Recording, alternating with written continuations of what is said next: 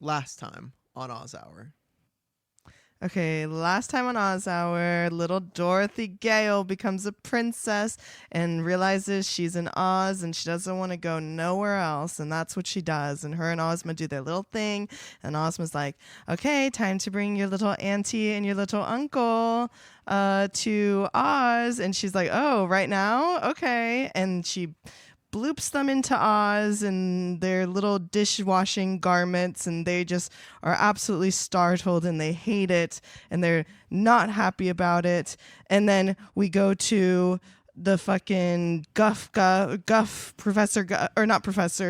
Guff, and he goes to the Whimsies, and the Whimsies, he is like, join our army to defeat Oz, ha ha ha ha. And he's all like, okay, now I need to go to another place to do that. But then we go back to Oz again to have Aunt Em and Uncle Henry wander around and talk to the lion and talk to other people and be confused and put on lots of nice little garments as well. And then we go back to General Guff, and then he goes to the Gallowags, I think, Gallopoodles or Gallo something, and they just torture him, poke him, prod him, do everything horrible. But then they're like, oh, you know what? We are going to join you in your little army, and we're going to take it over the Gnome King as well and be the most powerful. Ha ha ha.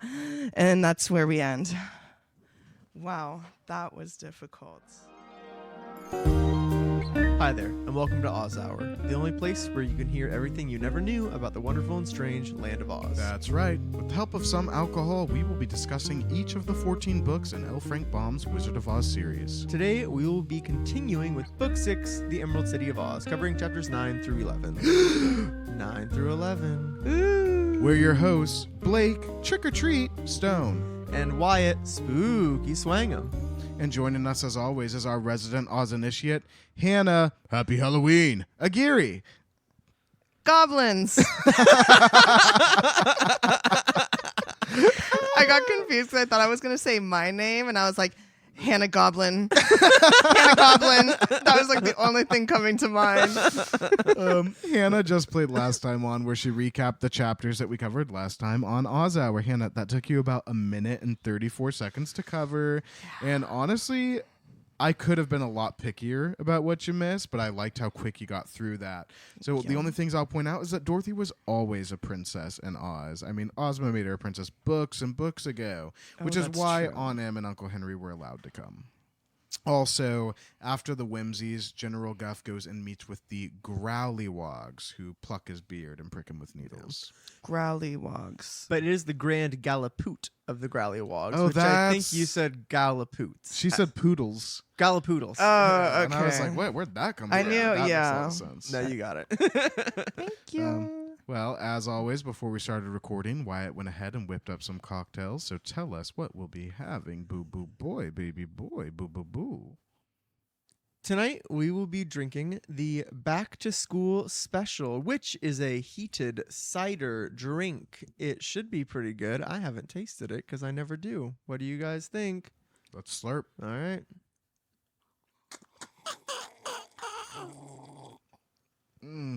Visit ozhourpodcast.instagram.gov. Whiskey. Very whiskey There's heavy, a but little- it's actually, for being whiskey heavy, I like it. 'Tis the season. God bless. Normally I don't. God bless. Chapter 9. How the Wogglebug Taught Athletics. So since Dorothy had been to the Emerald City several times, she had a very easy transition into living there full time. Aunt Em and Uncle Henry, on the other hand, very difficult time adjusting. But like everyone's really good to them. Ozma especially. Well, that's kind of the problem, though, is they're like, okay, all we do is dress in insane costumes and we never work or do anything. And they're getting like pretty like, I feel like depressed. It's like when you have like a long weekend, but you don't really have anything to do. And so you're just sitting quietly at home and you're like, oh, Yeah. I actually During need to do COVID. something. Yeah, exactly. This is their COVID. Yeah. No, Aunt Em literally tells Dorothy, she's like, I'd be happier if they would at least let me do some of the dishes after dinner. Like, let me clean my own apartment. Don't come in and clean my apartment. Let me clean up after myself, you know? Yeah, she needs a purpose. Yeah. It's hard. And like Uncle Henry like tries to go out and feed the chickens, and Belina's like, "You're feeding them between meals. Don't do that." And he's like, "God damn it!" Like he didn't know it would be this hard I mean, to it's be a royal. it's a catch-22. Yeah. Because like being rich and having everything you want isn't all it's cracked up to be. It's Yeah. kind of like a champagne problem, you know. Very. Yeah. So Yeah. Very champagne problem. Dorothy's starting to get worried about her aunt and uncle because she's like, shit, like they're getting depressed. So she goes and talks to Ozma about it. Right thing to do. Yeah. Ozma's super understanding. She tells Dorothy, she's like, okay, hey, I'll think of some light tasks to give Aunt Em and Uncle Henry. Like, Why can't they just give them a farm? just Yeah. Give that's them the thing. land. Dorothy's first idea made a lot of sense. Give them a farm in the Munchkin village. Yeah. Let them just go live their life. They would be happier that way. They don't need to be The thing royalty. Ozma wants to be like close with Dorothy, like she wants Dorothy to be a princess. So like I can understand her wanting to be like, let's try and make it work like this. You know, she came on kind of strong. The princess's family should also be royalty. Yeah, it also like- reflects maybe weirdly on Ozma if the princess's family lives on a farm. Like I Yeah. can kind of see that. Ozma's being like weirdly aggressive about image in this book, and I really don't understand why, because it's not who I know her to be. But Yeah. like, hey, yeah, let's give it a try. So she tells Dorothy, like, hey, I'll think of something for them to do. While I'm trying to figure that out, why don't you take your aunt and uncle on a tour of the land of Oz? Take them to meet all the curious people in this land. all So, the like, quote odd corners of the land of Yeah. Oz, and I'm like, there's so many odd corners. Yeah. They're gonna be gone for a goddamn year. they're going on a 3-week road trip. Yeah, I mean, there's a whole town with donkey heads. yeah. Well, that's Yeah, outside. well, that of wasn't Oz. even in Oz. Oh, I guess that's true. But still, God, just wait, because there's weirder things in this book that they're Oh. gonna see. Ultimately, Dorothy loves the idea. Yeah. Ozma decides, she's like, hey, she's Wyatt on a trip. She's like, I'm Yeah. gonna build a map. I'm gonna build an itinerary. You're gonna know exactly where you need to be and when, honey. You're gonna know where you're gonna eat. And so she puts together this entire plan for their trip. Next morning after breakfast, as usual, everything's ready for their departure. They receive an escort made up of Ombi Ambi. Remember him? I do. He used to be a private. Now he's the captain general, baby. Yep. And yeah. he rules the army of Oz. He has a big, he has a tall stature. He has a really pretty uniform. He has a big, fierce mustache, but he's very gentle because there's no fighting in Oz, apparently. Yeah. His But- fingernails look great. Yeah, polished. Clean. But the wizard and the Shaggy Man are like, hey, can we come? And Dorothy's like, yeah. Yeah, she's like, I guess it's a fucking party now, man. Orthy gave them a Orthy. Yeah, it was like Awesome. Orthy. It was like Ombi, Ambi, Dorothy, Ozma. Ozma provided them a wagon that was pulled by the Sawhorse. And since Sawhorse is Ozma's favorite steed, Dorothy's like, oh shit, like, this is nice. Like, she set Yeah. us up. It's interesting though. Something I thought about, because it was like, oh, like Dorothy knew that she was highly favored because she got the Sawhorse. But I'm like, it makes me wonder, how do people usually get taken from one place to another? They 'Cause don't. there's no horses. They don't have horses. I mean, they could have ox. Oxen were like a common, steed to have pull you. Winged but- monkeys. Maybe that's it. Maybe, yeah, before their enslavement was ended, they just strapped them onto a harness and then wheeled them around. You can have 7 tiny piglets pull you. Oh my through the God. land I think of you would Oz. need more than 7. Yeah, it's a big question though. I don't think we can answer it now, No. but everyone should be thinking. That just seems how like, would that work? Yeah, that seems like one of those forgotten bombisms, you know? Yeah, Yeah. little bombism. But Dorothy, Em, and Henry, the wizard, Ombi, Ambi, they all pile into the wagon. Just as they're about to leave, Belina comes in. She's like, can I come too? And Dorothy's like, yeah, come on. So Yeah, we're gonna need Belina there. jumps Yep. up on the dash of the wagon, and that's our gang. This Yep. is who we're traveling with. And of course, Toto, Okay. but he doesn't talk. Also, Belina is wearing her pearl necklace and 3 bracelets on each leg because she was like, I actually showed everybody these this morning, and now I wear them. And actually, That's me when I go shopping. yeah. I'm like, And- I'm wearing these now. Blake, do you recall from the book? Did it say how long Uncle Henry and Aunt Em had been in Oz? It didn't say, but based on what we've read so far in the first 8 chapters, I think they've probably been there for like 2.5 days. 2.5 days. Like I think they got there in the afternoon of one day, and they've been there for 2 full days since. And this is the morning of their 3rd day. they're already so distressed about not having to do anything. It's that not Dorothy- even been a that's week, true. 'cause So you Dorothy think it's had been to- over a week? I think it's been like 2 or 3 weeks. Nothing crazy, but like it said, like Dorothy had They've to have a settled long in. talk with Ozma. yeah. Yeah. So, but we don't get pictured what No. happens in those days. No, that's Yeah. that's actually a really good point. That's a really good point. I think you're probably right. Probably 2. Let's say 10 days. okay. Okay. 10 days. I'm good with that. So the journey begins. And of course, since this is the Emerald City, their departure is a big Oh my God. freaking deal. Everyone comes Yeah. out to see them off. A band plays. There's a band in the balcony at the top of the Emerald City, or the, the Emerald City Palace, that plays them off. It's like they're going off to war. They're going yeah. on vacation. They Yeah, love making on- a scene. Aunt M says it's a circus. She's like, this is like a circus. But And she I'm kind of like, loves it. she does. I mean, yeah. This I is mean, the it's first all time for she's had a them, good time. technically. Yeah. She's feeling Yeah. very regal. She's feeling very VIP. I would like that.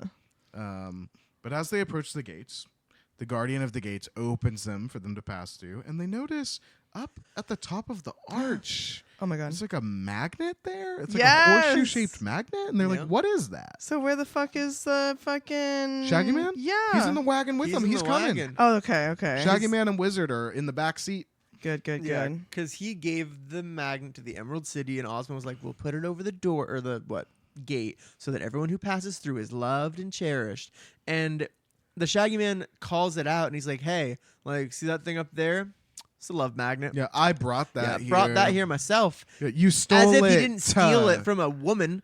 Yeah. a you stole, woman. You A stole it from woman. you stole it from like an 18-year-old girl. You're a Yeah. thief. You're a crook. Yeah, and but Aunt Em is like, "Oh, how grand!" Too like, bad we didn't have that in Yeah. Kansas when our house was taken by the bank. Yeah. Maybe if we had a love magnet, they wouldn't have taken our house. Okay, no need to trauma dump Well- on everyone. But honestly though, Henry is like, actually, I'm fucking glad we didn't have that, because I would rather be here than in Kansas. Yeah. It Like, worked out. this is crazy. Uncle Henry, he's like, look at this sawhorse, for instance. Yeah. This is a horse. It's a whole ass horse. It's pulling 6 people. We don't have to feed it. We don't have to brush it. We don't have to exercise it. Doesn't we don't do have it, to yeah. water it.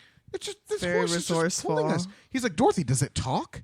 Yeah, and she's like, yeah, he talks, but he can't talk and think at the same. Or he doesn't Well, like to he's talk and think at working. the same time. Yeah, he's busy. He has his own little thought process, so he'd rather just think quietly in his own little head. Uncle Henry's like, brilliant.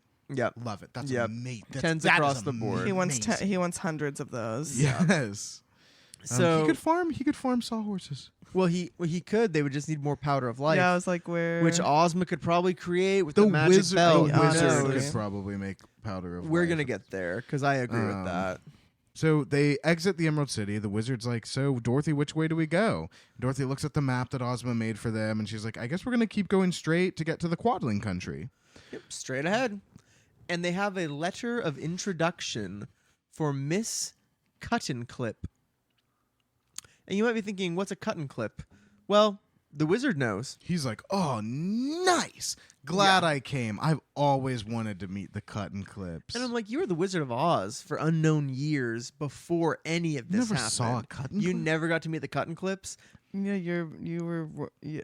I feel like people would want to meet you. Yeah, exactly. The Cuttenclip should have But come the- to Who the him. hell are the Cutting No one's Clips? ever seen the Great Oz, and even I haven't even seen the Great Oz. 6 or True. book. This book 6, right? Yeah. No And Cutting Clips he's- around. He's just been living in the Emerald City as a guest for like 3 years at this point. Yeah, now he's in his Yeah. retirement. He still hasn't gotten out of the Cuttenclips. Jeez. On M is like, who are the Cuttenclips? And Dorothy's like, Yeah, okay, what's this about?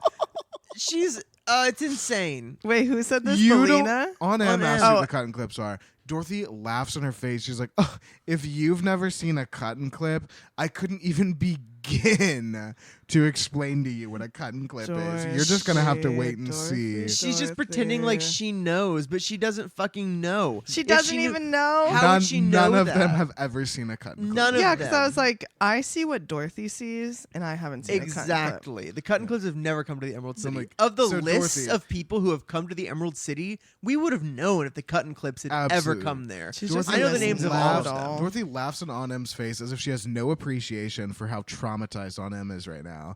And she's like, oh, you don't know what those are? I couldn't even explain it to you. How does Dorothy know what they are if she's never seen them? Someone explained it to her? I know. It makes you wonder. That does seem like a very like annoying child's answer though. It's like I just can't even begin to explain. this It's bitch like, is yeah, almost because 13. you've never seen it. They almost sent her away to care for other grown adults' children. She's old enough. She can grow up. Yeah. Yikes. Sorry, Dorothy. So then they're outside the city and they're just going through the farmlands and stuff. But now that they're out of the city, it's like when you're on like the town roads and then you're like about to get on the freeway and then you like really open up and you're going like 60, 70. Let's pick up the pace. The sawhorse starts running. And things we know about the sawhorse, He's fat. he can approach like rocket ship Do speed. you remember? What? Oh wait, no, it was Jim actually. Jim did go fast. when Jim they went were like so running from fast the they all almost bears. died. But also, like, the sawhorse ran out of the Emerald City with everybody Oh. tied to his back and into a Yeah. river and almost drowned everybody in book Yeah. 2. He almost ran Unbelievably. into the wall of the Emerald City and killed Jack Pumpkinhead Oh, yeah, that's right. when they got separated. So he's going that fast. And Aunt Okay. Em and Uncle Henry are like, Yeah, they're like holding on for dear life, Yeah. trying to catch their breath. And the wizard's like, hey, slow down there, bud. yeah, everyone is screaming. And the Like- wizard's like, slow down. The It's supposed to be a sawhorse, vacation. Yeah. Let's take the Mhm. sights in. sawhorse slows down. He's like, what's wrong? The wizard's like, we just want to admire the scenery a little bit. Yeah. Shaggy Man's like, yeah, Emily and Henry have never been here before. Let them see the Exactly. sights. They've been cooped up in the Emerald City. Yeah, give him a breather. So, I mean, they're like lying to appease the sawhorse for some reason. They're I mean, giving a the- gentle blow. Yeah. Frankly, he was going too fast. No, he That's was. all there is it's to it. actually insane. It's an open carriage, though. If it was closed on top, maybe it wouldn't be so bad. Also, I don't think we mentioned, but this There is are like there this seat big belts? red carriage. There's 3 bench seats in it. Like, there's no seat belts. It's a hayride. There's no airbag. Yeah, this is if there was like carnival rides in the 1650s. It's like that. It's dangerous. Yikes. Yeah, they actually didn't have space travel back then, but that's what the sawhorse is trying to do. Yeah, he is going Um, up. Oh, so but he's he- Elon Musk. Yes. Mhm. Elon, Elon Musk sawhorse. I was gonna say Elon Tusk, but horses don't have tusks, do No. they? Yeah. So the horse agrees to slow down. Uncle Henry is like, "How can a wooden thing be so intelligent?" And All the he wizard, did was slow down. Yeah, be he just clear. all he did was agree All to he slow did was down. slow the down. same thing you're able to do with horses. The Yeah. wizard Yep. explains, and I know you're gonna love this, that the last time he fitted the sawhorse with new ears, he gave him some sawdust brains to go with his ears. So the wizard sprinkled a little sawdust in the holes for his ears, just like what the scarecrow has, the sawdust brains. And this sawdust was made from hard knots. So now the sawhorse can think out any knotty problem he's met with. Yeah, and then we move past that. Uncle Henry's just like, so Uncle Henry's annoying. like, oh, I see, and Aunt Em's like, I don't. And Yeah, I'm like, I'm with literally. you on Like, actually, yeah. Quote, she Someone's being says, honest. I don't. Like, yeah, I do not. But eventually they come to this like big stately building. Like imagine the state capitol at whatever state you're from. I personally am imagining the Idaho state capitol in Boise, like that building. But it's this huge building and everyone's like, whoa, what's that? It's the Royal Athletic College of Oz, directed by H.M. Wogglebug, T.E. Okay. So Dorothy's like, oh, let's stop and visit with the Wogglebug. Yeah. Little So pit stop. the sawhorse pulls the wagon up to the front door of the college, and right at the front door, they are greeted by the Wogglebug, He just- almost as if he knew they were He coming. waits out front all day, I guess. That's his. He directs traffic. He's really not directing the school very well. Yeah. I do Um, just want to stop to say that he is currently wearing a red and white checkered vest, a blue swallow-tailed coat, yellow knee breeches, purple silk stockings, a tall hat, and spectacles. And he's like as tall as the wizard. Yes. That's a lot to make in my mind It's right okay. now. No, it's a lot to digest. You'll listen Listeners, later. rewind if you need to. Yep. Yeah. Hit that back 15 seconds button. Smash that back 15 seconds button. Hey, what's up, Ozhead? Smash that back 15 seconds button. The Wogglebug welcomes Dorothy and her friends and tells them that he is pleased to receive them at this great temple of learning. And the Shaggy Man's like, I thought this was an athletic He's college. like, learning. It's an Yeah. athletics college, which, to be honest, I don't fully understand the joke or what that means. I feel like I don't really get what athletics I college think means. like he thinks that they're just playing sports all day and they're not actually learning anything. Well, which yeah, is, if it's a college, I mean, either way, there's some sort of learning. yeah, they're learning how to be good at Yeah. athletics. Exactly. Dorothy's like, yeah, don't you teach them anything else like reading, writing, arithmetic? And the Wogglebug's like, needs oh, that? yeah, no, they do, but it takes up like a very small amount of their time. They spend most of their time. Just follow me. I'll show you. Okay, I'm coming. So, so they go to the back of the college, and this is actually kind of like it is kind of crazy. Like there's students everywhere playing football, Several baseball, hundred students. swimming, rowing. They're playing basketball. They're playing cricket. They're wrestling. They're boxing. They're playing squash, hula, capoeira. They're doing yoga, calisthenics. They're doing pickleball. They're doing handball. They're doing wall ball. They have volleyball and Okay. badminton. They're doing. Okay, he added the last like 15 of those. The book What only sport said would like you the guys first few. do? Okay, I kind of like the crew rowing. I don't would know. do rowing too. It's just something you don't get to do in normal Oh. life, you know. I could play with almost any other sport, but rowing, No. you got to get in the river for I'll that. do And- beach volleyball. Oh Ooh, yeah. they don't. They had like highway to the danger zone. That's gonna be me. I'll be Skins. Yeah, you will. Yeah, you will. But no, all the students are having a great time. They're laughing. They're yucking it up. The Wogglebug tells the gang that the college is a great success and they're turning out many valuable citizens every year. And Dorothy's still not really satisfied. And she's like, okay, but when do they study? Study? What? Dorothy, I Study? forgot. Were you a professor? Oh yeah, no. 'cause she, Are she can you- hardly speak any fucking Yeah, English. Dorothy actually never went to school. Like, Yeah. why In her are life. you hounding on this university's like yeah. fucking academic? Let them Yeah. be in charge of it. Dorothy's like, when do they study? The Wogglebug's like, study? Dorothy's like, yeah, arithmetic and geography and stuffs. She does not go to school. The Wogglebug's like, oh, well, they take doses of those things every night and morning. Dorothy doesn't know what that means. Pills. They're taking pills. They are taking Xanax? learning Or Adderall? pills. Both. And then they do Can- real you know quick what? study. If you wouldn't mind, would you follow me to the laboratory of learning? On my way. All right, oh Let's my go. god. Clip, clop, clip, clop, clip, clop. So the Wogglebug takes them to the laboratory of learning and shows them the school pills. So you might be thinking, oh, the Wizard of Oz is just an old humbug. He can't do magic. He can't do anything. He can invent pills that teach you anything, though.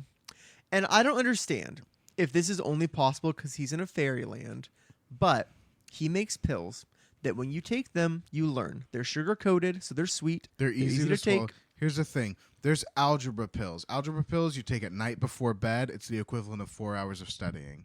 There's geography pills, one at night, one in the morning. Latin pills, you take that once, 3 times a day. Let's see. Spelling pills as needed. Spelling pills as needed. Grammar pills, one before each meal. Okay? There's a regimen. Dorothy's like, damn, they must take a lot of pills. So they put them in applesauce. And that leads to what like Wyatt was saying is like, no, Yeah. they're sugar coated. They go down, eat spoonful of sugar. It makes me wonder, like, bitch, they're pills. Just swallow them with a glass of water. Like, Yeah, why I do you mean, need come on. applesauce, Dorothy? It makes Grow up. however, I mean, I didn't swallow pills until I was like 14. these people are 14. They're in college. I'm horrible at taking That's true. pills, and also the applesauce trick wouldn't work on me because I chew my applesauce. Yeah. Oh, it's like when my parents They put it in a sometimes would banana. take pills in yogurt, and I'd be like, "Oh, like you're gonna just, like eat that I Yoplait with a move pill that, in it?" No, I move that through my mouth. Yeah, and then it's bitter, and then Yeah. you're like, "Nope, there's a pill in that to eat." Yeah. Or they crunch it up to make it into dust. Oh, and then they throw it in no. your stuff. I had to do that when I had swine flu. So the Wogglebug says that the pills are a game changer because the students, they used to waste so much time studying instead of practicing their athletics. But Ombiambi, he hated studying as a kid, so he's like, oh, these pills, great idea. This is really Honestly. cool.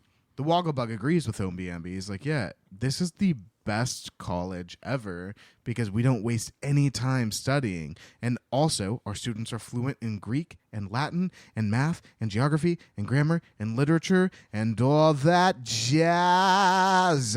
Fluent in every single one. Fluent in mostly dead languages. Take me to that college. No. No. Damn it. But that is the end of chapter 9, How the Wogglebug Taught Athletics. And Blake, what would you call that? A spoonful of learning. Chapter 10, How the Cuttin Clips Lived. Okay, let me hop up on the mic real quick because they do something that is so them. They decide, Yeah. hey, we're going to go on this road trip that could take 2 weeks. We're not going to bring any provisions with us whatsoever. What we're going to do is we're just going to show up on people's doorsteps and we're going to ask them for food and they're going to feed us. In this wagon, Uncle Henry, Aunt Em, Dorothy Gale, a dog, a chicken, a shaggy man, a wizard, Ombi-ambi. Ombi-ambi. There are 8 grown adults and 2. Okay, not 8 And this grown time adults. it's all people. It's meat people. It's Oh, all yeah. meat people. Other than the sawhorse, which is just a horse, all meat. The sawhorse is the only one there who doesn't need to eat. And they're just like, oh, yeah, let's roll up to a farmhouse in the middle of nowhere and force them to feed almost 10 of us. That is insane. And on top- Ozma, I mean, that's royalty for you. all Ozma had to do was say, I have a magic belt. Fucking do yodel-you when you're hungry and I'll make it happen. Like, are you kidding? You know, the thing There's is, lunch pail trees. no. In Oz, nobody is poor, nobody is hungry. Everybody does what they want. They only work a half day and then they play a half day. So actually, the people who are helping them, they don't even know they're giving away food. They always have the food. So it actually doesn't even matter. Well, thank God for that, because around noon they decide, hey, let's pull this wagon in front of this random ass farmhouse, Yeah. and let's go ask for food. And you know what? So, They have a delicious luncheon. And let me just explain what they had. So they roll up and they're like, hey, we're getting food. And he's like, I'm going to hook you up. They get milk. They get bread. Ooh. They get fruit. They get wheat cakes. Ooh, with Maple syrup. maple syrup. And they love that. And that's most of Dorothy's favorite foods right there. fruit bread. Yeah, and if they had milk. nuts, she would have been rounded right out. She'd have been like, oh, I'm never leaving. Yeah. But they rest. They wander around the orchards with the fat farmer who lived there. Why is he and gonna be then- fat? I don't know why He they lives really well because he only works a half day. He plays a half Yeah. day. He doesn't have to pay for anything. They said pull up in front of the biggest house. That's probably also true. They didn't stop in front of the like rundown house. They were like, okay, that one has a 1/4-mile driveway and the house They is 4 wanted stories. to eat. When they were in the Yeah. Valley of Voe with like the invisible people, I felt like they went into like just like the poorest house. Like they had like 6 kids. They like was needed 2 to kids. eat. They had like 7 or 8 or 9 or 10 kids. It was giving poverty. They ate a So- fruit for dinner, and we know that. Eventually, they finally decide, hey, we're gonna hit the road. There are several, like at every intersection, there's some sign. They finally get to a sign that has a hand pointing to the right, and it reads, "Take this road to the Cuttin Clips." Great, that's where we're going. They turn right. So they, at this point, we're informed. The Shaggy Man, for however long he has been in the Emerald City, this is the first time he's really been outside of the Emerald City. He hasn't really explored the land of Oz. So this is kind of a first for him even. He's exploring and getting to know everything Yes. for the first time. Yeah, Ombi-ambi, Bellina, the Wizard, Dorothy, all of them are also like, yeah, never seen the Cuttin Clips before. So Dorothy says that if none of them have been there, then she wonders what the Cuttin Clips are like. let's move back to when she ridiculed Aunt Em for asking what so those now were. we're asking questions. So annoyed. So annoyed. I don't know if I'm mad at L. Frank Baum or Dorothy. It seems like he wants me to be mad at her. Yeah. But the wizard's like, hey, we'll find out soon. You know, I've heard they're rather flimsy things, though. So they're on their way down the road. There start to be less houses. The road starts to become a little overgrown. They can tell that people don't really travel this way very often. But it's well tended. They can move along. The sawhorse is just chilling. He's walking on his little feet, so they're fine. It's just a little bumpy. But eventually, they come to this big, tall wall, and think China country, like in the first book. They're like Unreasonably tall. Yeah, wall. they don't have to climb this wall, but it is a big wall. It's painted blue with pink ornaments, whatever ornaments means, and it's circular, so it's kind of round. You know, like it's like that. And they're like, okay, this is huge. This is blocking off a big space, and like, you know, they can see tops of trees, but that's it. So they don't know what's inside. So they come to the door in the wall, which is like pretty short. It's not tall enough for the wagon to get through.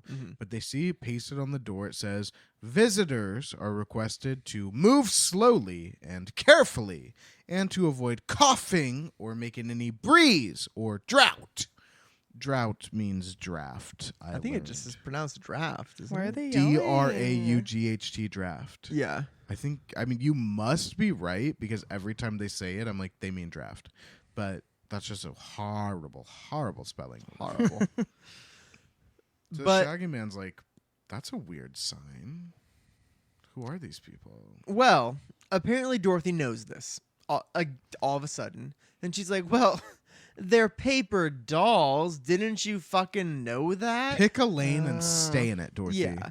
Paper dolls. Uncle Henry, he's like, paper dolls? Let's go somewhere else. We're all too old to play with dolls. Okay. But Calm then down. It is his first. It's his It first is. time out doing Yeah. you know this There type was- of he stuff. doesn't- It's There his was first a journey. wax doll who waddled into Ozma's birthday party and demanded a bubble home. yeah, Last time. there's different kinds of dolls in the land of Oz, and he doesn't know that. He's not. Yeah. This is Babes in Toyland. He's not baby. quite educated yet. The sky turns black. Dorothy looks at the camera, a crash of lightning behind her, and she says, "They're alive!"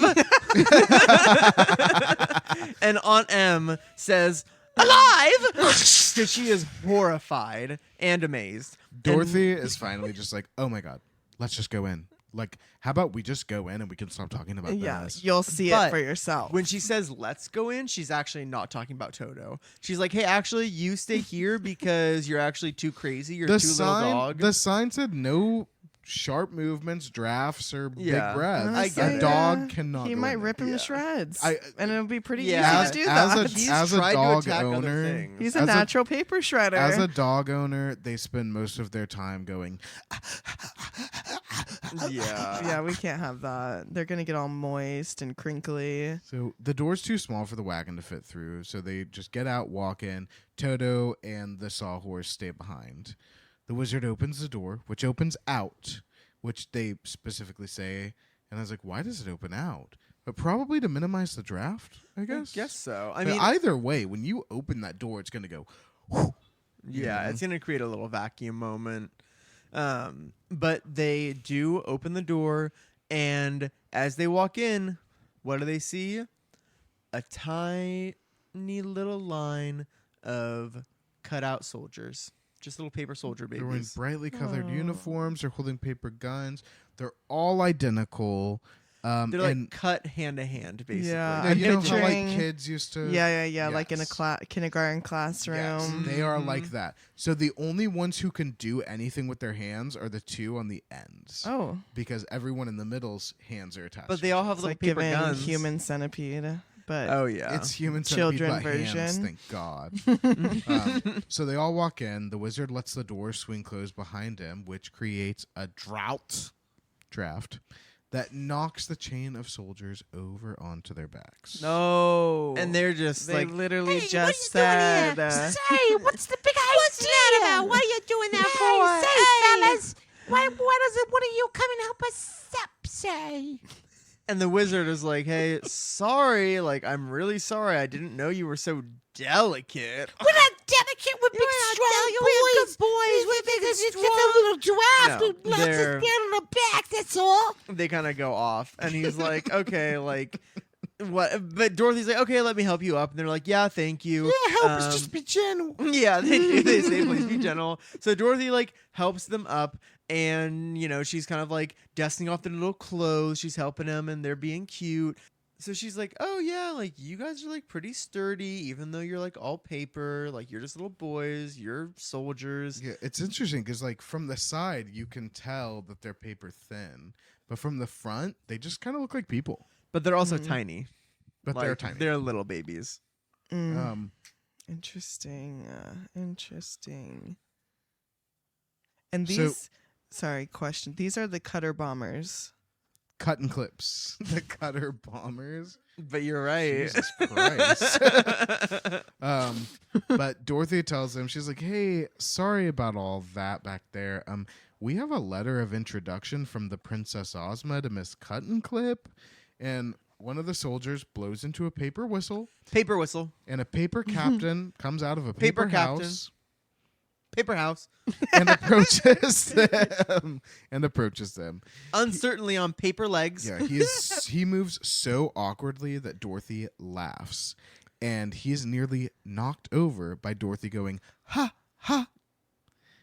Oh my god, that is just too much. Yeah, he's like, "Take care, miss," and there's like a gale force wind blowing into well, his no mouth. wonder no Like- one goes and sees Yeah. them. Well, I seriously, guess. yeah. He's like, "You're breaking the rules, you shouldn't be laughing." Yeah. And she's like, "How would I fucking She's know like, that?" "I did not know that." No.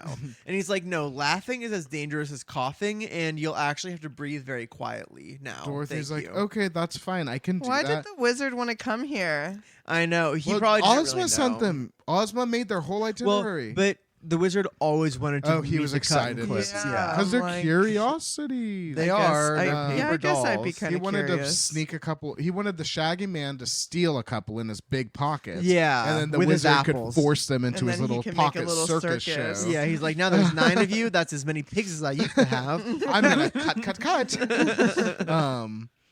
But so Dorothy's like, "Yeah, sorry, I'll be more careful. Can you just take us to Miss Cut and Clip?" And he's like, "Certainly, it's her receiving day. Come." So they go along the way. They see paper trees that are painted beautifully. They see cardboard paper houses. Oh, little vines, quote, growing on all the little paper houses made out Yeah. of paper vines. Everything They're looks really cute. Everything looks almost real, but when you look, like you can tell it's just paper. Yeah. But it's gorgeous and everyone loves it. How many trees did they have to cut down to make this city? That's interesting. good question. And we'll get to the that. paper of it all. Maybe we'll get to the paper of it Um, all. But the people come out, or like they look through the doorways, or they look through the windows, and Dorothy can see like the women are like wearing these like beautiful fluffy gowns that are made of like tissue paper that you would like put into a gift bag, So there's just all sorts like cardboard, thick paper, thin paper, like there's all kinds of different types of paper, but they're using it flawlessly and they all look gorgeous. They're There's bootsing the house down boots. they're boots in the house down bits. There are some paper people in the street who all run into their houses when they see Dorothy and her friends coming by because they're like, "Oh, those big Yeah. people are going to have They've a been draft." breathed I on just before. don't want to get blown away. Yeah, Yeah, they're like, "We I have get to it. go inside. Yeah. That's Yeah. not safe for us." And as they're walking, the captain is like, "Excuse me if I go edgewise," and he's like, kind of like, what do you call it when you go like, oh my god, in PE you'd be taught how to do this. Bear In- crawl? No, you're standing up and you're going like sideways. Who made you do that? No, that's My not PE teacher taught me how I to do have it. to talk to him because that's not allowed. Actually, my teacher was a woman, so Oh. you're sexist. So anyway, they're going side. But no. It's called side steps or side gallops. Oh, is it like a workout? Just a way Yes. to walk sideways. Okay. That's why he did it in PE.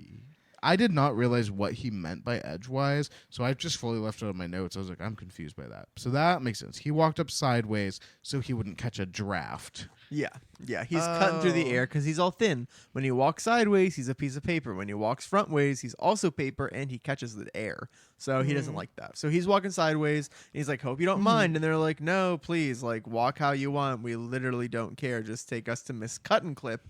That's actually why we're here." Then they see a paper boy at a paper pump Oh my god. pumping paper water into a paper pail. Belina accidentally bumps him with one of her wings, and the paper boy with the paper pail with the paper pump and the paper water goes flying. The paper pail spills the paper water. The paper pump crumples. Yeah, they crumple that pumple. I didn't realize we were in a speech class. Moses supposes Yes. his toes are roses. Literally what was in my head. So Belina realizes, like, after sending that little boy flying, she's like, oh my god, if I flap my wings, I might knock the whole village over. The paper captain is like, please do not do that.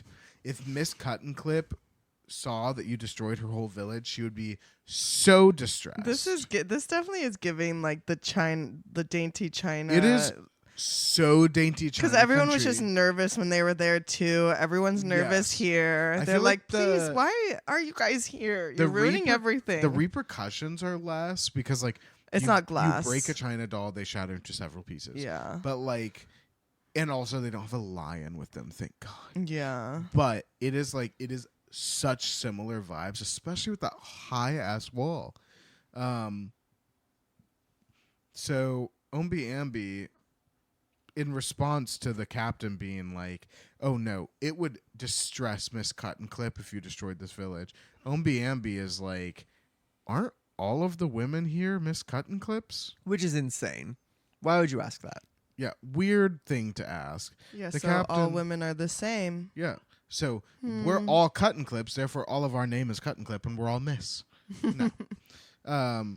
But the captain explains, he's like, Miss Cut and Clip is our queen and our creator, and while all of the girls are cut and clips, they have regular names like Emily and Polly and Sue and Betty. Yeah. Individuals. Yeah. Women are individuals They're- too. Yeah. Yes, and we they get have a sound normal effect. names like Bet and Molly and Yeah. Kidder. Yeah. Yeah. Betty and Sue and Polly and Molly. Onem loves the land of the cut and clip. She's like, I used to make paper dolls as a girl and play with them. So excited to see them all alive.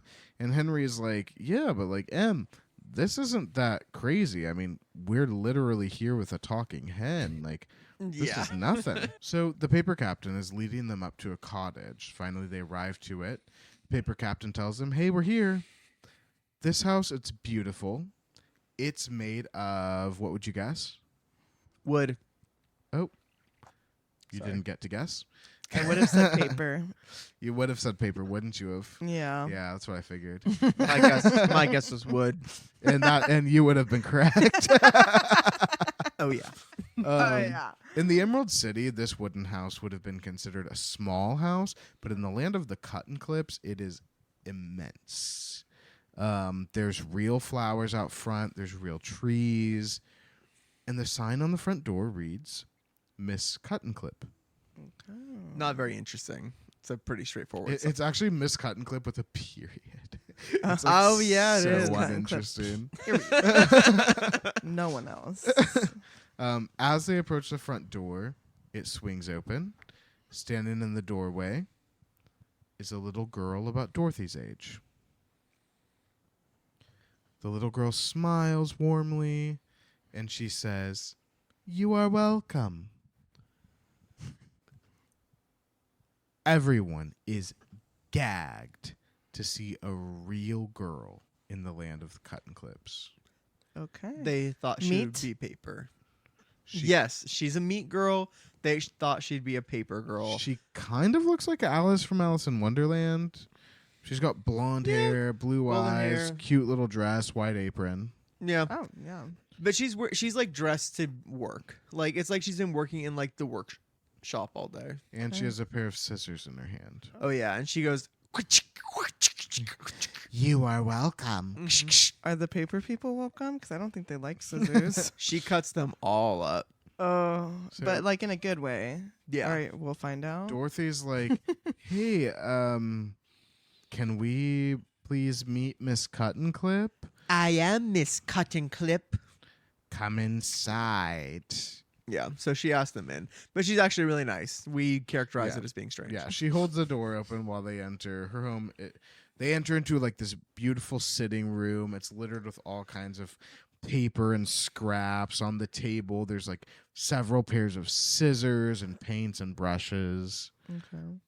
Miss Cuttenclip busies herself clearing paper scraps from the seats, And she's like tidying up. yeah, she's like, "Oh, please forgive me. Sit down. I'm sorry for the mess. I don't get a lot of visitors here in my workshop."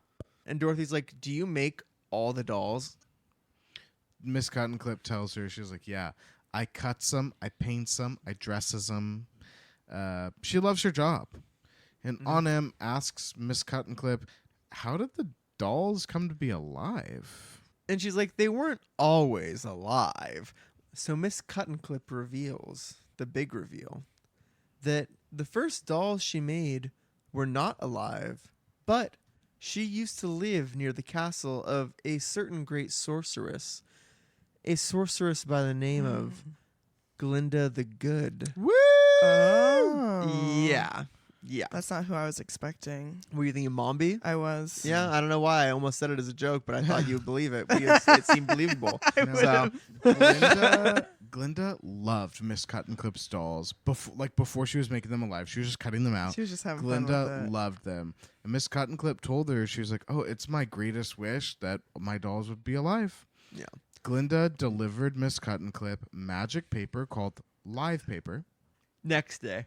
and told her that it will bring anything that she cuts out of it to life. Also, live paper. She's like, "Hey, when you cut this out into a doll, it's going to be alive and be able to think, be able to feel, be able to experience life." Like, Is it alive while I it's cut it? I know, exactly. It's yeah, kind of that's a good- And when they came in and she's like cleaning away all the scraps, I'm like, are Is those that just a like, lie?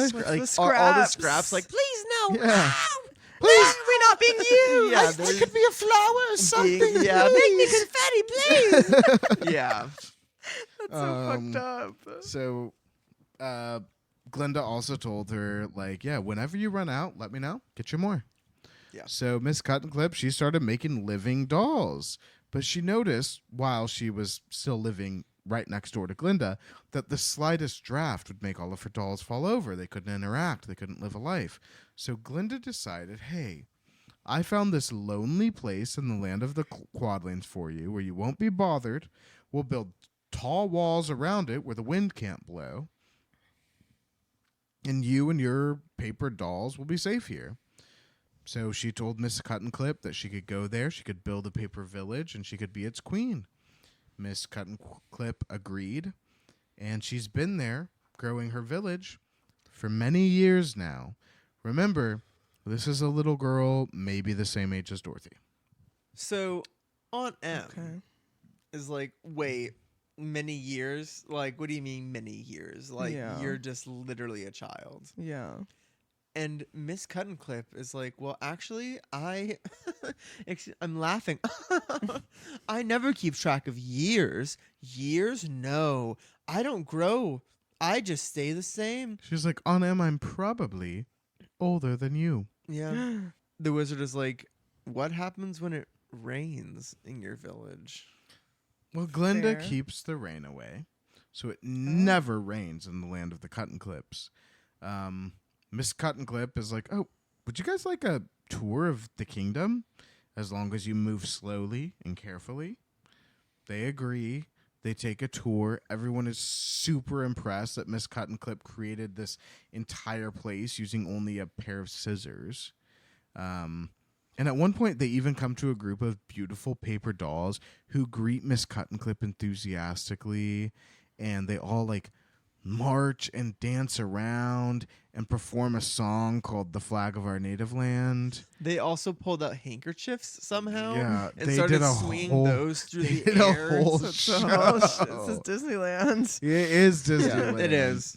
After the song, they hoisted a paper flag up a flagpole and all just cheered, but they couldn't cheer very loud because they didn't have strong voices, which I guess explains how they never knock each other down. I don't know. Oh yeah, I guess so. Yeah, But, don't get me Well, started on is the whole it- no lungs, no speech thing. Yeah, 'cause that's almost like giving Scarecrow body horror. Oh, it Exactly. is. It's- But I'm like, it's is their insane. faces like painted?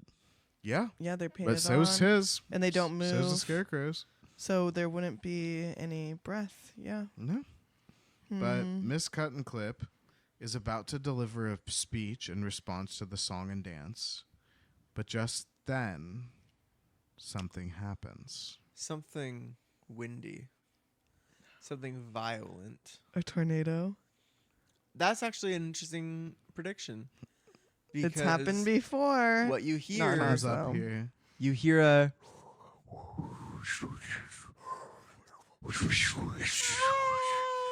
Achoo! No, Yeah. who did it? Shaggy Man. I knew it. Yeah. Yeah. It would be him. He made a breeze, a gust, a vacuum, and a wind by making a How big many ol' deaths? sneeze. 20 of them. Dead. Burned up. We don't know how. And they were all school children. Yeah. Stop. All young. No, actually, none of them died, but they were pretty fucked up. A lot of them got crumpled. They were flying through the air, and Miss Cut and Clip is like, "Oh dear, oh dear," and she's like trying to like get them all. There were like 3 cardboard houses that fell down. She's like, "Nobody go in there. Do not go in there. I will build them again. Don't go in there." Oh, she And takes care of her People little are town. terrified. They're screaming. All these little paper dolls are just like crying, running around. They just wanted to and- put on a cute little show. Yeah, they do, yeah. And Dorothy's like, "Oh, Shaggy Man, like, how could you?" And he's like, "Dude, I sneezed. Like, forgive me." He's like, but- "I couldn't help it. I didn't know it took so little to send them all flying." Which I don't know "What, how he he can't didn't- read." I don't know how he Yeah. didn't know that because we've all been told that about 12 Yeah. times. I knew But, that, and I'm not even yeah, there. but Hannah he didn't was- even he read w- the book. He was like so little a thing. How could I know? And Dorothy was like, "So little? That was the biggest sneeze I've ever seen in my fucking life. That was like when my house got lifted into the sky by a tornado. I have never seen a sneeze that big in my life, Shaggy Man." Like she scalded him, and frankly, he deserved it. Yeah. And then Dorothy goes. Give a heads up. You know when a sneeze is coming. Yeah. See, okay, that's the thing that gets me. I'm like, he couldn't have just turned into a cuff. Yeah. Like, Turn away from and, the like, parade known of where he people. was. Exactly. But That's a man for you. Dorothy is going around. She's doing CPR. She is helping all the little paper people stand up again. She's putting cardboard houses back together. She's like doing the recovery work that we needed. And they are like, "Let's just go. We have to go." Yeah, it's very, hey, we just broke a church in the China Village. Now we're gonna leave. Yeah, and a princess. Yeah, we made a God princess's bless. cow kicker. But yeah, Miss Cut and Clip is like, "Oh, hey, you know what? Any friend of Ozma's is a friend of mine. You're all welcome back anytime. Try not to sneeze." And she leads them to the door in the wall that they came through and back to their wagon. And while she's walking them out, all of the other Cut and Clips are inside their houses, staring through the windows, horrified. L. Frank Baum says the Cut and Clips never forgot this visit. They never forgot the Shaggy Man, and they were glad to see the meat people go away. Oh Meet my people, God. go away. We will never see them again, I guess. Meet people, go away. Meet people, go away. Meet people, go away. Meet people, go away. Meet people, go away. Meet people. That was fun. That was good. And that is the end of chapter 10, how the Cut and Clips lived. And Blake, what would you call that? Meet people, go away. The sneeze heard round the world. Start of Revolution. Achoo! Chapter 11, how the general met the first and foremost. So, as you remember, when Guff went to meet the Gollywogs? Gollywogs. Growlywogs. Growlywogs. I don't know. So I said it when like I Guff knew. went to meet the Growlywogs, do you remember he was walking through the Ripple Land, and like it would be Oh, yeah, yeah, valleys yeah. and plains and valleys and plains, or peaks and valleys and peaks and valleys. Mhm. So he has to go back that way Yeah, after he being has to go out. tortured. So he's walking past across the Ripple Land again. It's not easy because he's ruminating on the torture he endured at the hand of the Growlywogs.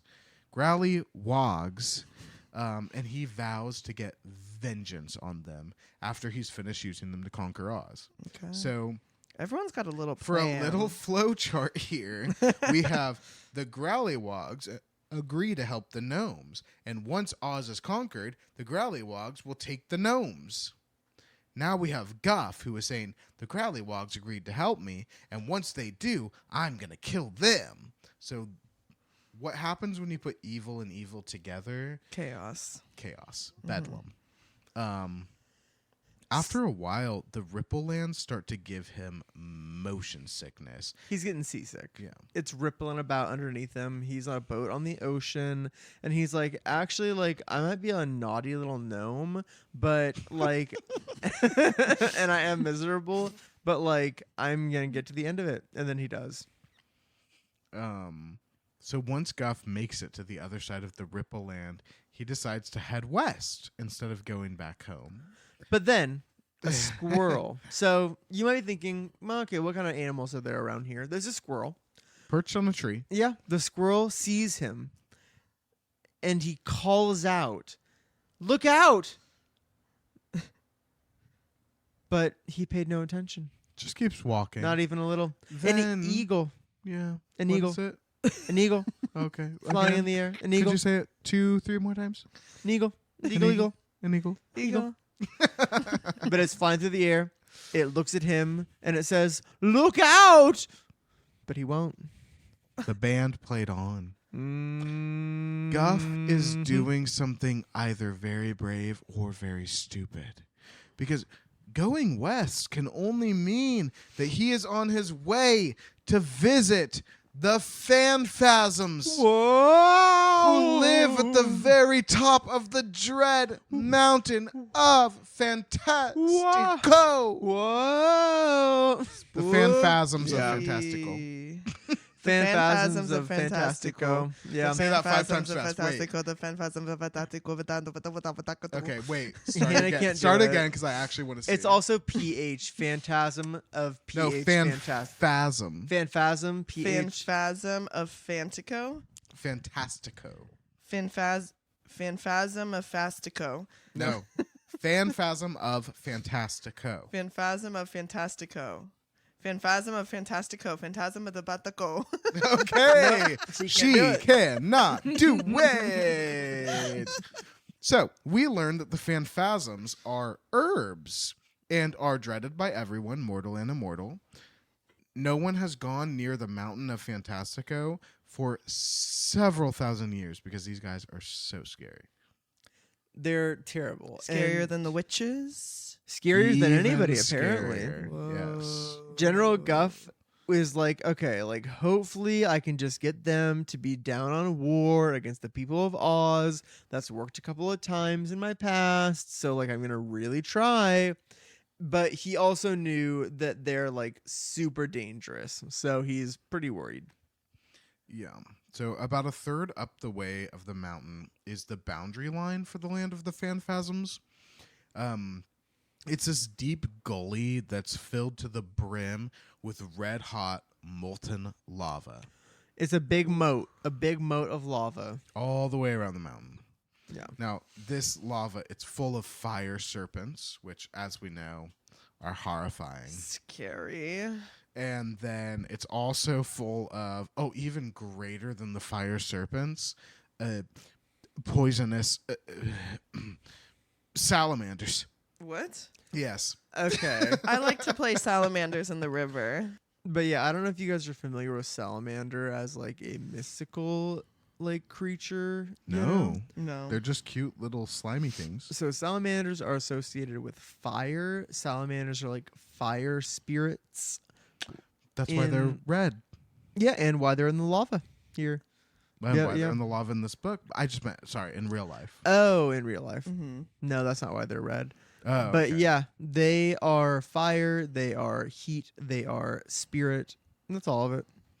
So this heat that comes from this gully, it's so hot, and the odor of the sulfur and the magma is so stinky. Birds don't even fly over it. And this is So where, sorry, just to get myself back on track, we're with Guff. we're with Guff. Okay. And Guff. he, like, after being tortured by the Growlywogs, He's on he revenge. has not had He's enough. upset. He's like, let's go to an even scarier group of people. Jeez, he just wants to get fucking. He's insane. Yeah. But He's honestly- doing too much. So, like, there's nothing living beyond this gully. There's nothing alive because birds won't even fly past it. Like, there's nothing. But Guff has been around long enough. He's heard that there is a bridge that crosses this lava flow. So he just starts walking around the mountain until he finds the bridge, which he does. It's a very narrow bridge, and on it is a scarlet alligator just laying right in the center. Scarlet. And he appears Beautiful. to be asleep. I wonder if the scarlet alligator is just a salamander who got too big for his britches. No. Nope. You're getting crazy. That'd be cute though. But he is big and cute. And red. And scarlet. But Guff, he starts to approach the bridge, and like while he's doing so, there's like a lot of like lava rock, and he accidentally kicks some over and makes a little bit of noise. The alligator opens its eyes and stares right at him. No. Once it realizes, oh, he's just standing right there, he's not coming on this bridge, closes its eyes, goes back to sleep. And Guff is like, excuse me. I don't mean to hurry you, but are you going up or down? Neither. Yeah. He's like, oh, are you gonna like stay here for a long time? Not a few hundred years or so. Okay. And so Guff is like, so do you know whether the first and foremost of the phantasms of Fantastico is at home? Or maybe he's not. Oh, I would expect he would be home. He always is. And then Guff does something frankly inspired, but a little tired. And he's like, who's that coming down the mountain? Look over there. Yeah, he Oh points my into the gosh. distance. He The distracts alligator him. looks over its shoulder. Guff does like that thing where like he leaps and then he like steps on the alligator's back and keeps jumping, Oh my Yeah. gosh. He jumps, clears the bridge by hopping off the alligator's back, and he's like, "Neener, neener, neener, I fooled you, I fooled you." And the alligator's like, "Great, let's see what the first and Yeah. foremost thinks of that." See He's how like- else you need to get. Yeah, he's like, maybe you fooled yourself, actually. Yeah. Maybe you're actually in a bad place. This might have now. been the easiest spot to get past, but let's see how the next one will be. Yeah. Guff is like, "Challenge accepted." Turns around, walks. Okay. Yep, he's on his way. As he's walking up, he realizes how scary this place is. I mean, even the rocks and trees look like frightening monsters. Suddenly, a man with the head of an owl appears. Or a man isn't even the right way to describe it because his body is huge and muscular and as hairy as an ape's. And the only clothes that he has on are a scarlet scarf that's tied around his waist.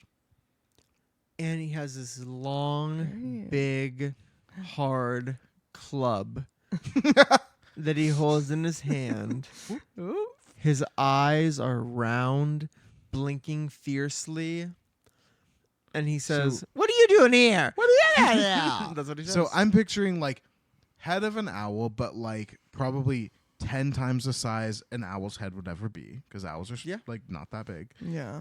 And then the body of Ew. an ape without like the big protruding butt. Like they don't like lurch forward, Yeah, but just I stand upright. Oh, it has like long arms or something. yes. I imagine him being like 7 feet tall, Eesh. Do you know in which is only 1 1 foot taller than in me. like Family Guy when Stewie's teddy bear like has like the body of a lifeguard? I don't know that. Oh, okay, don't I worry about it. don't actually. Don't worry about it. But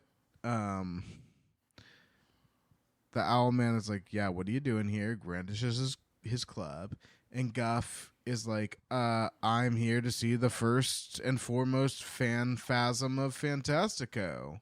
And the owl man's like, "Oh yeah, you're gonna see him because he's gonna decide the best way to punish you for being up here. You're gonna see Yeah. him. Yeah, you're on your way, buddy. Guff is ultimately like, hey, spare me your threats, treat me with respect, shut the fuck up, and take me to the first and foremost. It He's- works. Okay. It works. And L. Frank He's Baum a tells brave us, man. L. Frank Baum, he is brave, and L. Frank Baum tells us like Guff is smart, Guff is brave, and it's really too bad that he didn't decide to do good in the world because he would have been a really effective leader. Yeah, it's like he could have been a really good guy, but he was bad. He's a bad boy. Yeah. So the owl And he man, did good. the owl man turns and leads him up the mountain, and they get to the top of the mountain. And at the top, it's flat, and all around there's these heaps of rock. But the heaps of rock are actually like they're dwellings. So as you pass by them, you can see like, oh, there's an opening in that one. There's an opening in that one.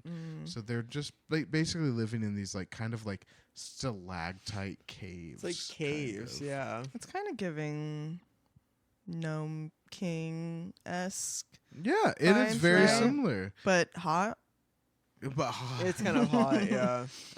steamy. but no one's seen outside of the rock huts. There's not a sound. And the owl man led Guff to the rock hut in the center, which looked nicer than the rest, for whatever that's worth. Then the owl man growls something that sounds like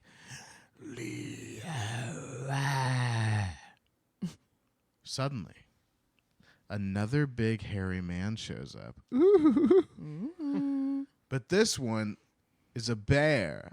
No, I'm kidding. He has a bear head. And he carries a big brass hoop. So it's like a bear head on top of this big ape hairy body. And he's like, why have you captured this man? Why did you bring this thing here to us?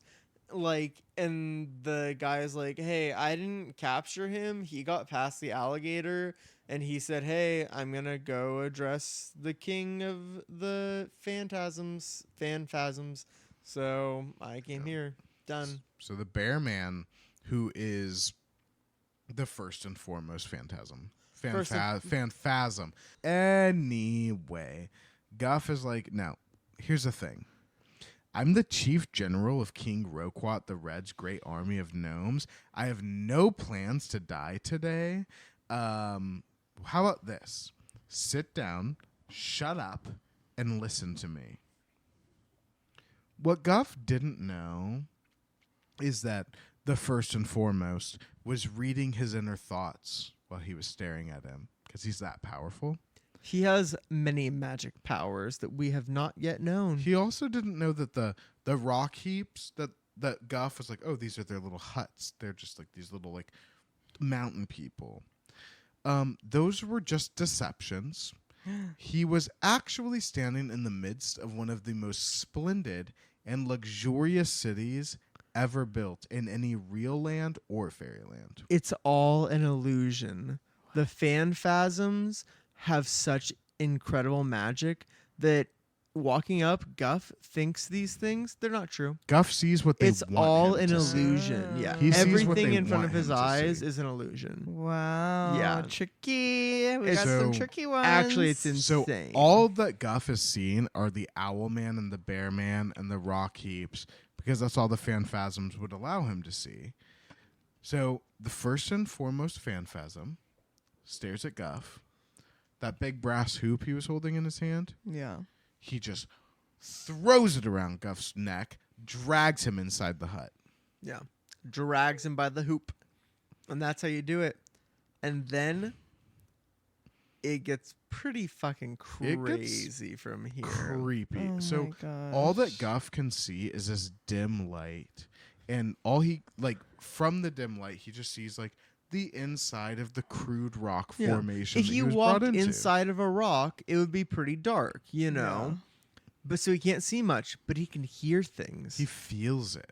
He's hearing voices. He's hearing laughter. He's feeling eyes staring at him. He knows that there are tons of other phantasms in there with him, even though he thinks he's in like a 5x5 space. Yeah. He's actually like, he can tell he's in like a great hall because he can hear all Just the voices. surrounded. He can hear the echoing. He can like feel them staring at him. No. The first and foremost laughs, removes the hoop from Guff's neck, and he's like, okay, say why you've come here, or else I will strangle you to death. And he hears like other phantasms like hee hee hee hoo, hoo, hoo, hoo. Echoing laughter. But Guff does a great job here He because speaks out. but he knows He's still putting his foot down. he knows that what he's seeing isn't what's actually around him. So he chooses to just stare the first and foremost bear man in the face. And he's like, I'm just going to look at you and talk to you as if you're the only one here because I don't want to show all my cards. So he tells the first and foremost the gnome army's plans to capture Oz. And when he finishes, the first and foremost cracks up laughing. But while he's laughing, Guff can hear all these other phantasms laughing along with him all around him. The first and foremost, who, as we know, is reading Guff's mind, is like, who else has promised to help you? The Whimsies. And again, the king of the phantasms is just cracking up, and he's like, any others? Only the Growlywogs. At this point, they're all rolling on the ground laughing, which honestly is kind of crazy to me because all these people are insane to have under your, like, I'm helping you list. But the magic that the fucking phantasms They're not have even sweating. is insane. Yeah, they're like, why would we even care about that? They Yeah. can't handle it. So that finally, like, so what's in it for us? And Guff's like, oh, you can have anything you want as long as it's not the Gnome King's belt. Everything changes here. Yeah. So They laugh, laugh, laugh. They are rolling on the ground laughing. The first and foremost stands up and he says, oh, these blind and foolish gnomes, how big they seem to themselves and how small they really are. he grabs Guff's neck, lifts him up into the air with one hairy paw. He drags him out of the little, like, stone hut and out, like, into the open. He starts to scream, basically. Yeah. Guff starts to scream. Well, both. They The both. phantasm. Probably both, but Or at the least phantasm. phantasm at the minimum. He starts to scream these strange cries, and all of the fairies are out there with them. Yeah, all the other phantasms appear. They all have the huge, hairy, ape-like bodies, but they have the heads of different animals. Oh. Yeah. Birds, reptiles, you name it. It was very Dark Tower. So, the first and foremost raises his arms. All of a sudden, this little shimmery, glittering thing kind of moves down his body, and he's a beautiful woman, Oh. clothed in this big gown. It's pink, it's gossamer, it's like beautiful. Just flowers in her hair. Dark hair with flowers, yeah. And then in that moment, the glitter moves everywhere, and all the other phantasms transform into a pack of howling wolves. They're running now- all over yeah, the place. They're And they're just- anamorphosis. They're just circling him. Guff is standing in the middle, and it's insane. So the first and foremost raises their arms slowly again, and the wolves become lizards. And the first and foremost is a beautiful lady. Now they're a butterfly. Yeah, they change to a giant butterfly, and they go. Guff is like Yeah. covered in lizards, and it's freaking out. Ew. Tries to scream. Suddenly, they all appear again in the original bodies that they had worn at first. The first and foremost stares down at Guff, with the little bear head and the big ape body, and is like, "Do you still demand our assistance?" He was Guff? just like, "This is our power, man." Honestly, this is the only time I've ever had any respect for Guff, because Guff is just like, Yes, Hunty, please. more Ra-ta-ta. than ever. Wow. Yeah, wait, sorry. What was your translation? Yes, Hunty, please. Gra-ta-ta. Yeah, But what did he actually say? more than ever. Yeah. But the first and foremost is like, what are you going to offer us that we don't already have? We are the most powerful creatures in existence. And they are. Like, from Yeah. what they just showed me for the last 2 seconds, they seem to be. Yeah. So Guff realizes just how powerful the Phanphasms are, but he also knows they're quite evil, so he tries to pander to that, and he's like, look, I can promise you the joy of making the happy unhappy. You can take pleasure in destroying innocent and harmless people. And the first and foremost leans into his face, and he's like, right answer. Yeah. He's like, you know what? I just So wanted he's into this. any answer. You gave it to me. We love making people unhappy. Go home. Tell your king that we're down. And Yeah. when the tunnel's How done, we'll are be they there. gonna defeat So him? the thing is, I the know. Phanphasms would have gone and destroyed Oz sooner, but now this talk of tunnels dug underneath the deadly desert, they're like, well, howdy fucking do. Oh, Let's shit. go. The Phanphasms are like the most powerful thing we've ever seen in these books.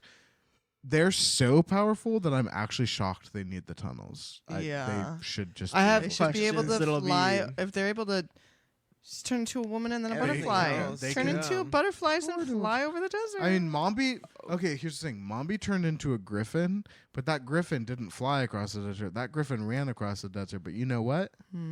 Griffin didn't die when it ran across the desert, did it? That's True. There was some problems with that, but I'm dubious about this desert. But yeah, the Phanphasms, they promised to aid in the destruction of Oz. They said they would have done it sooner if it hadn't been for the desert. And the Owl Man leads Guff back down the mountain and tells the alligator to let him pass safely. Because I wondered that when he jumped over the alligator's back. I was like, well, that alligator's going to get you on the way down. yeah. I was like, alligator, damn, bitch. They made sure someone was there to say, hey, alligator, leave him alone. Now, here's an interesting thing. Once Guff is gone, the true city of the Phanphasms appeared on the mountaintop. The city is gorgeous. It's pretty opulent. All of the It's Phanphasms beautiful. are immaculately dressed. They don't have animal heads and ape bodies. They're just gorgeous people wearing gorgeous clothes in a gorgeous city. Yeah. It's all very, I'm magic now and you're not. But the thing is, they are down to destroy Oz. Yeah. That is like guess that's all I need to hear. all they care about is destroying all the good in the world. That's what they're made for. Everyone has left them alone for like several years because they're so scary. Several thousand they years. don't. Let's They not don't fuck have. with They don't have access to anyone. They don't Yeah. know what's going on. They don't They need just- anything. They just though. got a free invitation. To So do they're what like, they love to okay. do. We'll help the gnomes destroy Oz. Then we'll destroy the Whimsies. Then we'll destroy the Growlywogs. Then we'll destroy the gnomes. Then we'll ravage and annoy and grieve the whole world. They're on the same world as us, by the way. Oh yeah, that's right. That is Yeah. right. They're gonna just wait till they go to Australia, and then they're gonna be here. And that is the end of chapter 11. How the general met the first and foremost. And Blake, what would you call that? Oh, honey. Guff's phanphasmic folly. Nice. Thank you for listening to Oz Hour. Please join us next time as we continue with chapter 12, How They Matched the Fuddles. Please rate, review, and subscribe wherever you listen to podcasts. And follow us on Instagram and TikTok at Oz Hour Podcast for latest on everything Oz. Oz Hour, created and hosted by Blake Stone and Wyatt Swingle. Co-hosted by Hannah Aguirre. Audio production by Charlie Johnson. Theme music written and produced by Rudy Klobus. Cover art by Valentin Lucas.